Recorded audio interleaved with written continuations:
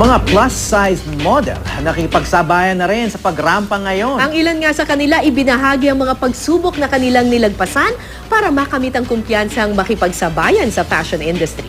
Narito ang report. Fashion models ba kanyo? Abay, hindi lang payat ang kayang rumampa sa uso. Fabulous. Fashionable. Ang kambal na sina Dana at Stacy, extra large man ang sukat, in demand na mga modelo. We just basically wanted to show women na you can be fat and still be awesome. Pero bago raw sila nagkaroon ng kumpiyansang makapagmodelo, kaliwat ka ng problema sa kanilang katawan ang kinailangan nilang lagpasan. Kwento ni Stacy, minsan na raw siyang nagkaroon ng eating disorder na anorexia at bulimia. Naging alarming na kasi napansin ko na nalagas na yung hair ko, tapos nagiging black na yung nails ko. Sobrang bumaba yung grades ko. Ayon sa isang life coach, epekto raw ito ng negatibong pananaw sa sarili o yung tinatawag na self-image.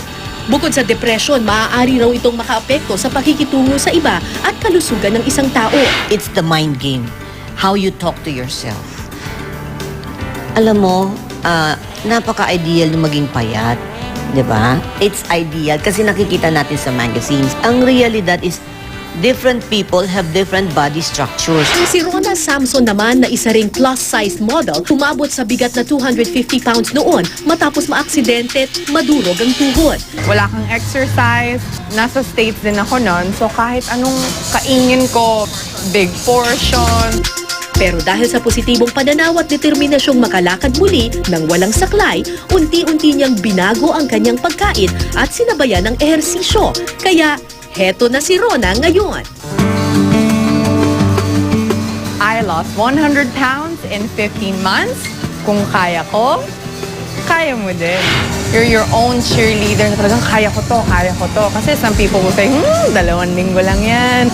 Pero talagang ikaw ikaw yung magmo-motivate talaga sa sarili mo na parang kaya ko to.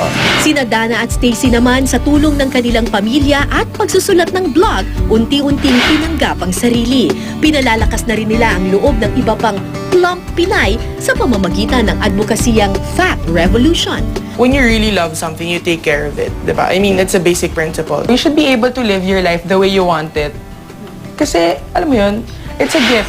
Payo ng mga eksperto, mahalin at alagaan ang sarili, hindi lamang para gumanda, kundi para sa kalusugan at kumpiyansa. I-challenge yung mga maling perception nila about sa sarili nila. Don't always look at your size. Kasi aside from your size, you have other skills. Kayang-kaya nyo. Sexy, beauty, and confidence, it's not a size. If you feel like you're sexy, you're sexy.